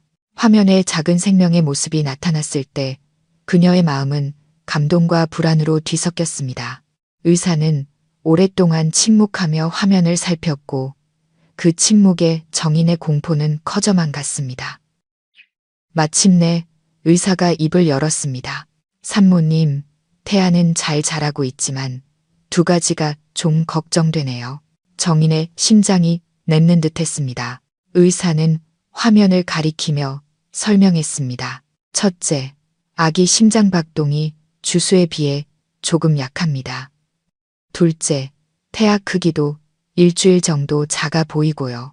지금 당장 심각한 문제는 아니지만 주의 깊게 지켜봐야 합니다. 2주 후에 다시 오세요. 그리고 이 기간 동안 출처를 알 수 없는 약이나 약초는 절대 드시지 마세요. 출처를 알 수 없는 약초라는 말이 정인의 머릿속을 쳤습니다. 의사의 전문적인 경고는 그녀의 가장 끔찍한 두려움을 확인시켜 주었습니다. 진료실을 나온 그녀는 다리에 힘이 풀려 벽을 짚고서야 걸을 수 있었습니다. 손에 들린 희미한 초음파 사진 속 아이의 모습을 보며 그녀는 눈물을 참을 수 없었습니다. 그녀의 공포는 이제 태아 발육 지연이라는 의학적 진단을 받았습니다. 어떻게 해야 할까? 내 아이를 어떻게 구해야 할까? 정인은 목적 없이 걷다가 이내 정신을 차리고 수연에게 전화를 걸었습니다. 의사의 진단을 털어놓자 수연은 즉시 이성적으로 조언했습니다. 정인아, 지금은 울 때가 아니야. 행동할 때야. 의사의 진단만으로는 부족해. 아무도 부인할 수 없는 과학적인 증거가 필요해. 수연의 말에 정인은 정신을 차렸습니다. 알았어. 그 탕을 검사해야겠어. 수연이 말을 이었습니다. 탕뿐만이 아니야. 그 약재 원료도 필요해. 그래야 실수나 부주의가 아닌 명백한 의도를 증명할 수 있어. 할 수 있겠어? 정인은 이것이 위험한 일이라는 것을 알았지만 다른 선택지가 없었습니다. 그날 밤 그녀는 모두가 잠든 새벽 2시에 조용히 일어났습니다. 먼저 오후에 작은 유리병에 숨겨둔 탕을 챙겼습니다. 그리고 더 어려운 도전, 부엌에서 약재 원료를 훔쳐내는 일이 남았습니다. 그녀는 살금살금 부엌으로 가 시어머니가 말린 약재를 두는 찬장을 열었습니다. 탕의 냄새를 기억해내며 여러 봉지 중 문제의 약재 봉투를 찾아냈습니다. 그녀는 떨리는 손으로 준비한 작은 봉투에 각 약재를 아주 조금씩 담았습니다. 다음 날 점심시간, 정인은 수연을 만나 증거물들을 건넸습니다. 수연은 진지한 표정으로 말했습니다. 걱정 마. 약재연구소에 아는 분이 있어. 결과는 비밀리에 진행될 거야. 며칠 걸릴 테니 그동안 절대 티내지 마. 정인은 고개를 끄덕였습니다. 이제 그녀가 할 수 있는 일은 끝났습니다. 남은 것은 운명에 맡기는 것뿐이었습니다. 사무실로 돌아왔지만 일에 집중할 수 없었습니다. 그녀는 판결을 기다리고 있었습니다. 아이의 건강뿐만 아니라 자신의 결혼 생활 전체에 대한 판결을, 결과를 기다리는 이틀은 지옥 같았습니다. 정인은 거의 먹지도 자지도 못했습니다. 지우는 아내가 입덧이 심한 줄 알고 어머니에게 보양식을 더 해달라고 재촉했습니다. 그럴 때마다 정인은 쓴웃음을 지었습니다. 이틀째 되던 날 오후, 마침내 수연에게서 전화가 왔습니다. 수연의 목소리는 평소와 달리 극도로 심각했습니다. 정인아, 결과 나왔어. 지금 어디야? 거기 꼼짝 말고 있어. 내가 지금 갈게. 수연은 그녀를 태우고 인적이 드문 강변 주차장으로 갔습니다. 그녀는 차 안에서 서류 봉투를 꺼내며 말했습니다. 정인아, 내가 맞았어. 그리고 진실은 우리가 상상했던 것보다 훨씬 끔찍해. 그것은 검사 결과 보고서였습니다. 수연은 복잡한 용어들을 차근차근 설명했습니다. 네가 준 탕 샘플에서 다량의 당귀와 홍화 성분이 검출됐어. 둘 다 혈액순환을 아주 강하게 촉진하는 약재로, 특히 임신 초기에는 절대 금기시되는 것들이야. 수연은 보고서의 결론 부분을 읽어주었습니다. 전문가 말로는 이 정도 양을 임산부가 단기간 계속 복용하면 자궁 수축을 일으켜 유산될 가능성이 매우 높대. 솔직히 말할게, 정인아, 이건 보약이 아니야. 아주 정교하게 위장된 낙태약이야. 정인은 그대로 얼어붙었습니다. 낙태약. 시어머니가 자신의 손주가 될 아이의 할머니가 친손자를 죽이기 위해 매일 독약을 다려주고 있었던 것입니다. 이것은 더 이상 고부 갈등의 문제가 아니었습니다. 명백한 살인미수, 용서할 수 없는 범죄였습니다. 그녀는 울지도 소리치지도 않았습니다. 한참 후에야 그녀는 떨리는 목소리로 속삭였습니다. 수연아, 그 여자가 내 아이를 죽이려 했어. 그 말을 내뱉자 억눌렀던 감정이 터져 나오며 눈물이 쏟아졌습니다. 하지만 그 눈물 뒤에 그녀의 내면은 영원히 변했습니다. 피해자 서정희는 죽었습니다. 그녀는 눈물을 닦고 똑바로 앉았습니다. 텅 비었던 눈에 차가운 불꽃이 무서운 결심이 깃들었습니다. 이제 내가 뭘 해야 할지 알겠어. 폭풍은 마침내 닥쳤습니다. 하지만 이제 그녀는 더 이상 도망치지 않을 것입니다. 폭풍의 중심에 서서 이 모든 것을 일으킨 자들에게 대가를 치르게 할 것입니다. 강변 주차장을 떠나 정희는 집으로 바로 가지 않았습니다. 그녀는 작은 인쇄소에 들러 검사 보고서 전체를 선명하게 복사하고 시어머니가 유라의 사진을 쓰다듬던 영상의 한 장면을 고화질로 인쇄했습니다. 모든 준비는 차갑고 냉철하게 이루어졌습니다. 집에 도착했을 때 지훈과 김 여사는 거실에서 TV를 보고 있었습니다. 위선적인 가족의 모습이었습니다. 정희는 말없이 테이블 위로 다가가 준비한 것들을 하나씩 내려놓았습니다. 먼저 아이의 모습이 담긴 초음파 사진, 그 옆에 검사 결과 보고서, 마지막으로 시어머니가 과거와 독백하던 모습이 담긴 사진. 모든 증거가 차갑고 잔인한 고발장처럼 펼쳐졌습니다. 김 여사의 얼굴이 굳어졌습니다. 지훈이 미간을 찌푸리며 물었습니다. 정인아, 또 왜 이래? 정인은 그제야 고개를 들어 남편을 보았습니다. 그녀의 목소리는 소름 끼칠 정도로 평온했습니다. 아무것도 안 해요. 그냥 몇 가지 보여주려고요. 그녀는 초음파 사진을 가리켰습니다. 이건 우리 아이예요. 의사 선생님이 심장 박동이 약하고 발육이 늦대요. 그리고 보고서로 손을 옮겼습니다. 그리고 이건 그 이유고요. 탕에서 검출된 성분들은 임산부에게 유산을 유발할 가능성이 매우 높다는 국립의약품연구원의 결론이에요. 지훈의 얼굴이 새하얗게 질렸습니다. 그는 떨리는 손으로 보고서를 집어들었습니다. 그는 이 과학적인 수치와 결론을 부정할 수 없었습니다. 그가 어머니를 돌아보자 김 여사는 피가 마른 얼굴로 떨고 있었습니다. 그녀는 약한 목소리로 변명했습니다. 아니다. 내가 약재를 잘못 산 거야. 약재상에서 잘못 준 거라고. 정희는 비웃음도 아닌 미소를 지었습니다. 잘못 사셨다고요? 어머니의 절친한 친구이자 임유라 씨의 어머니인 주미애 씨가 일부러 건네준 약재를요? 제가 아무것도 모를 줄 아셨어요? 마지막 말은 김 여사와 지훈 모두에게 천둥처럼 내리꽂혔습니다. 지훈은 경악한 눈으로 아내와 어머니를 번갈아 보았습니다. 모든 조각이 맞춰졌습니다. 여동생의 말, 영상, 그리고 이 끔찍한 음모까지. 정희는 더 이상 그들을 보지 않았습니다. 그녀는 지쳐 있었습니다. 그녀는 무너져 내리는 남편을 보며 마지막 한마디를 남겼습니다.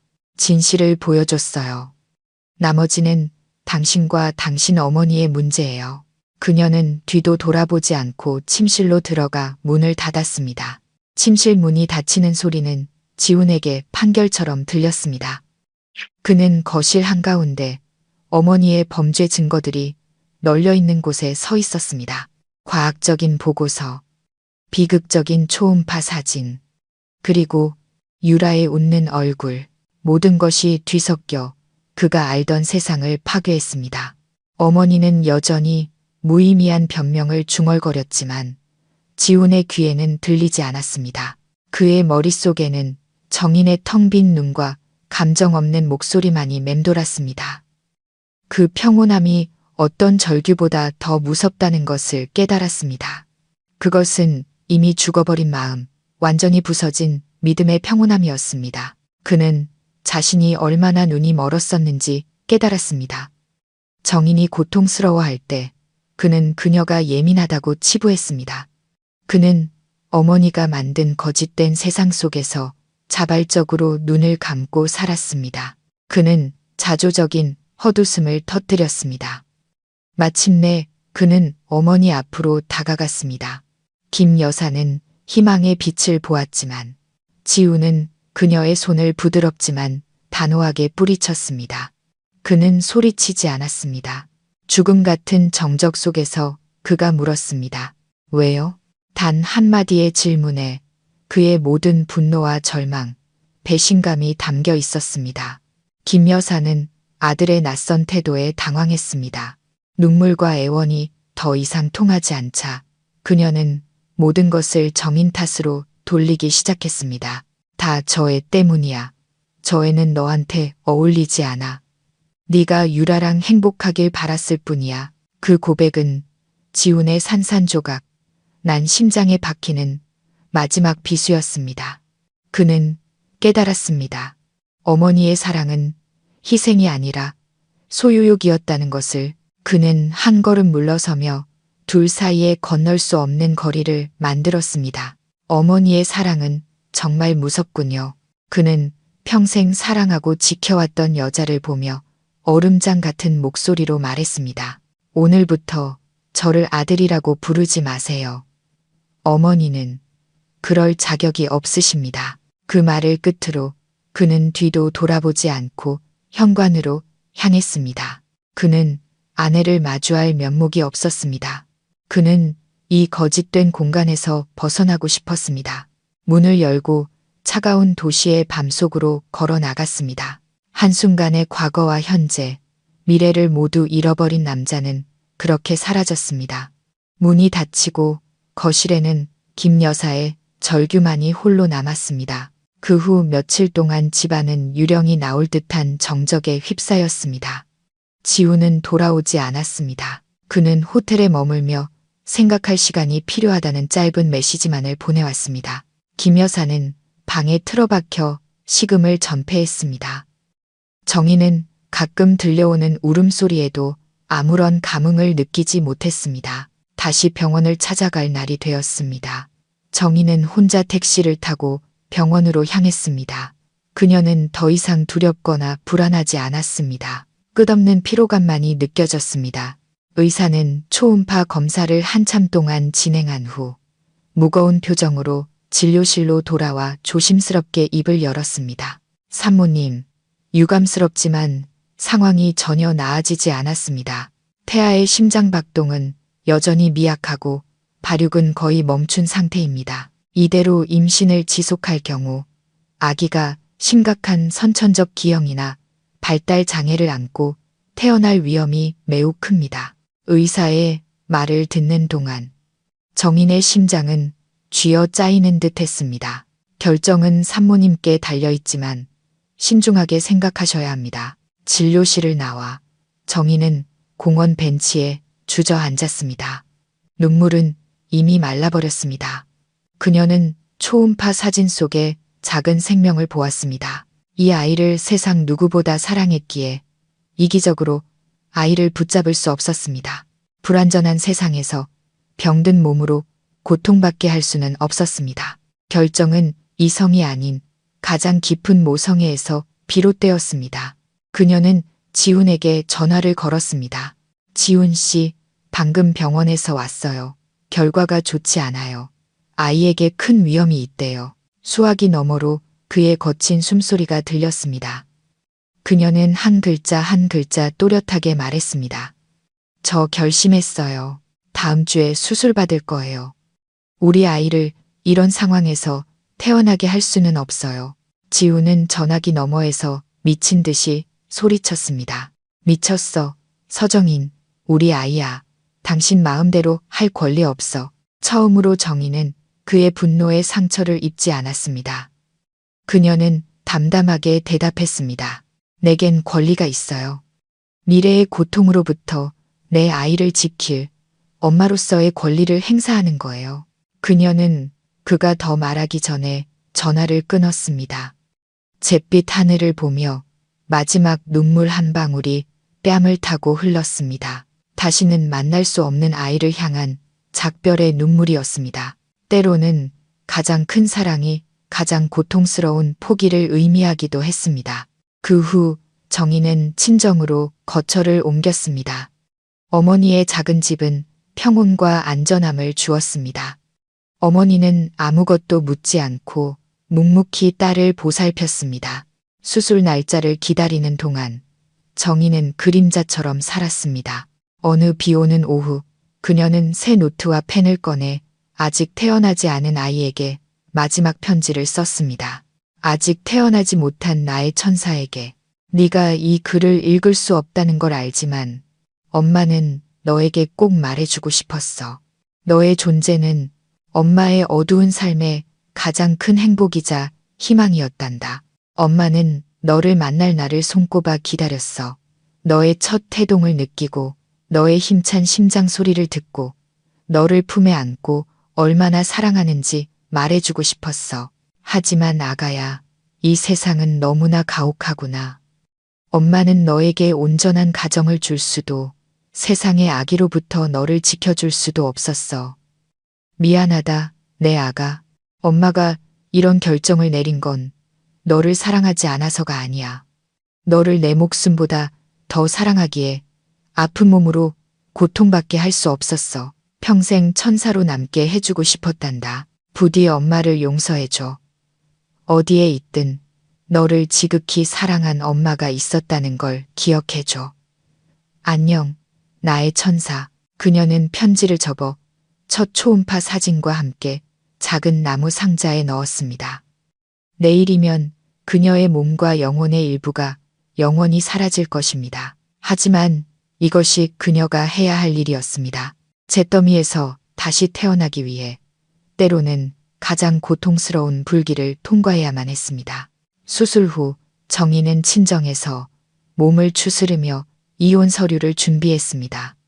그녀는 어떤 위자료도 요구하지 않았습니다. 그녀에게 필요한 것은 돈이 아닌 자유와 새로운 시작이었습니다. 어느 날 오후 지훈이 초췌한 모습으로 찾아왔습니다. 그는 수척해지고 눈은 왜팼으며 자신감 넘치던 건축가의 모습은 온데간데 없었습니다. 그는 정인 앞에 무릎을 꿇고 애원했습니다. 정인아, 미안해. 내가 다 잘못했어. 어머니는 시골로 보내드렸어. 우리 다시 시작하자. 제발. 정인은 조용히 그의 말을 들었습니다. 그녀는 그의 눈을 똑바로 보며 부드럽지만 단호하게 말했습니다. 너무 늦었어요, 지훈 씨. 죽은 건 우리 아이뿐만이 아니에요. 당신을 향한 내 사랑과 믿음도 모두 죽었어요. 그녀는 서명된 이혼 서류를 그에게 내밀었습니다. 이건 당신을 향한 벌이 아니에요. 우리 모두를 위한 해방이에요. 지훈은 떨리는 손으로 서류에 서명했습니다. 모든 것이 끝났습니다.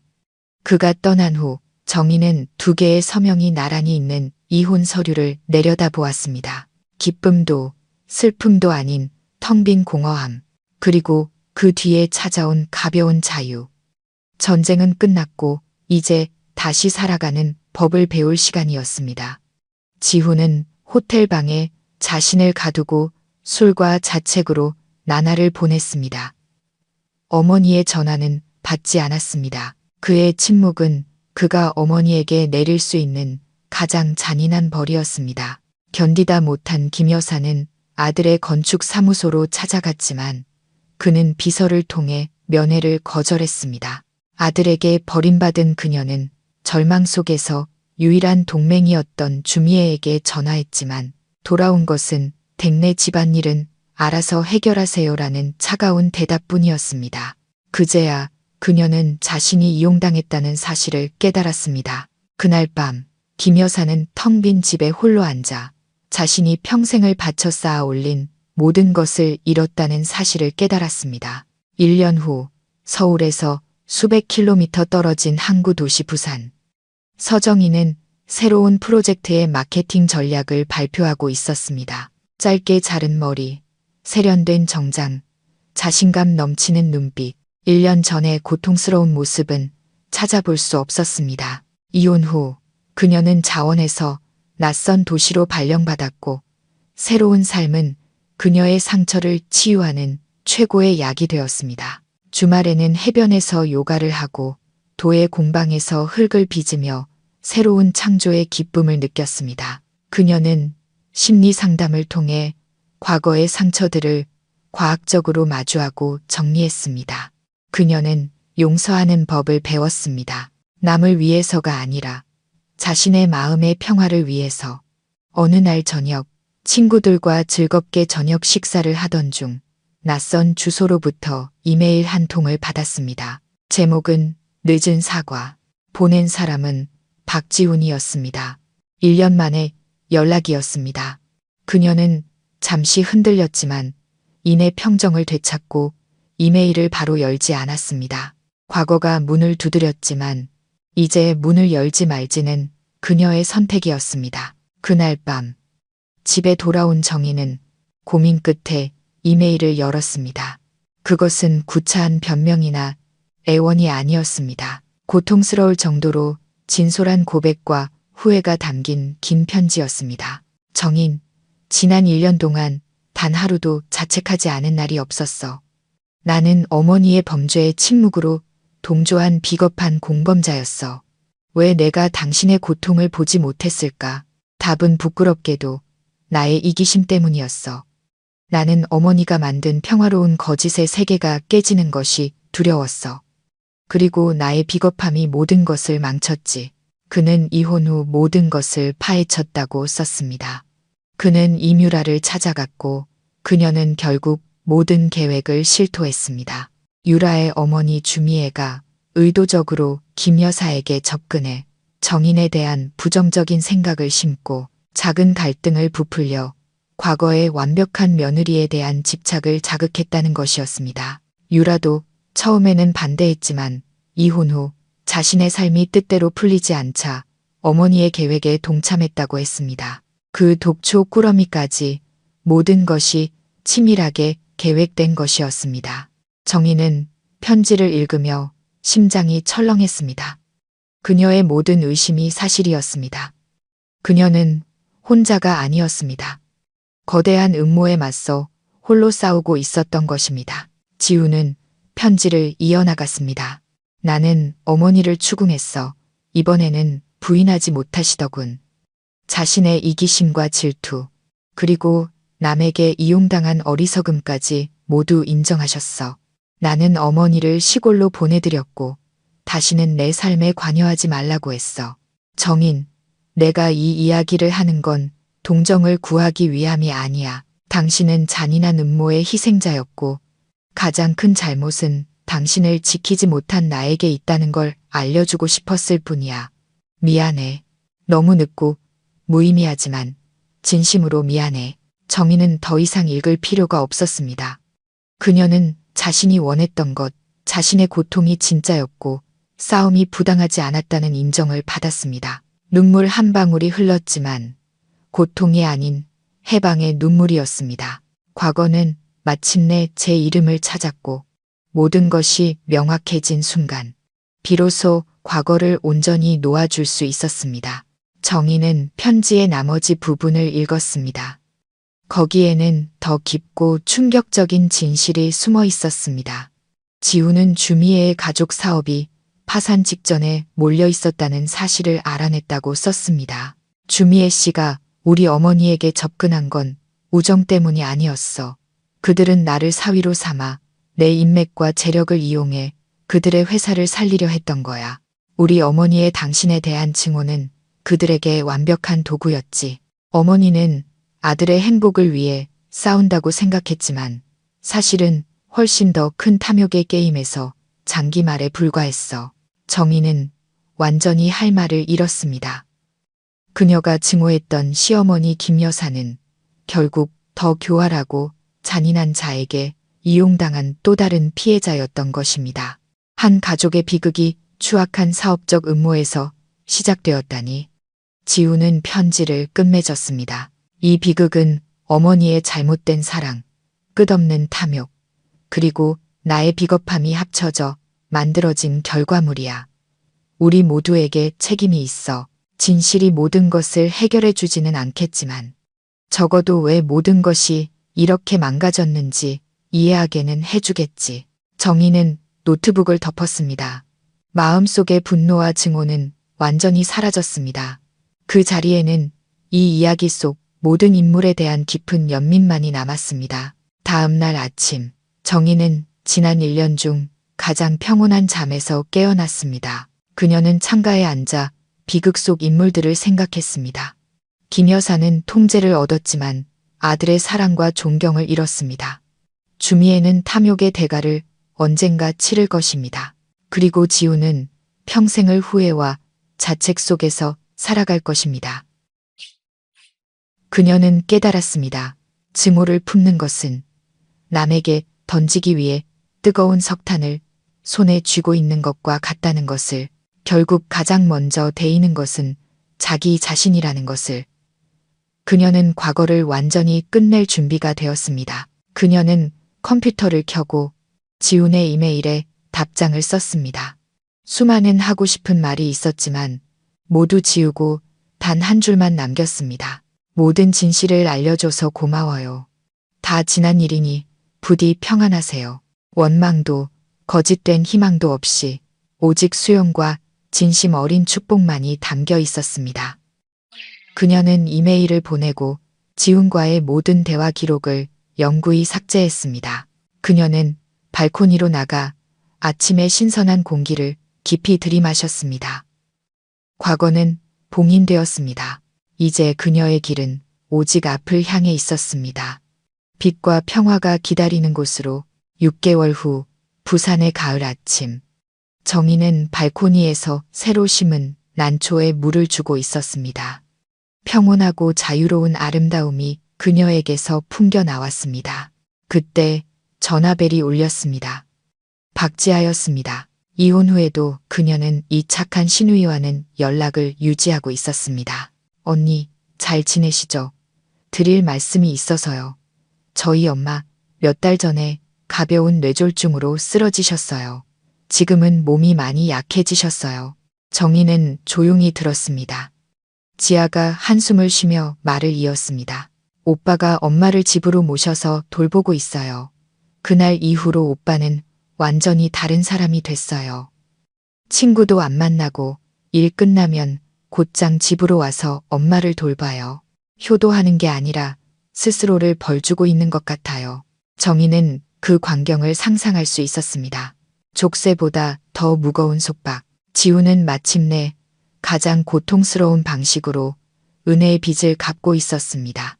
전화를 끊은 후 정인의 마음은 이상할 정도로 평온했습니다. 인과응보의 법칙은 누구도 피해 갈 수 없었습니다. 평생 아들을 잃을까 두려워했던 김 여사는 결국 아들의 보살핌을 받게 되었지만 그것은 사랑이 아닌 책임의 형태였습니다. 그녀는 수평선 너머로 떠오르는 태양을 바라보았습니다. 어둡고 긴 터널을 지나왔지만 마침내 그녀는 스스로 출구를 찾아냈습니다.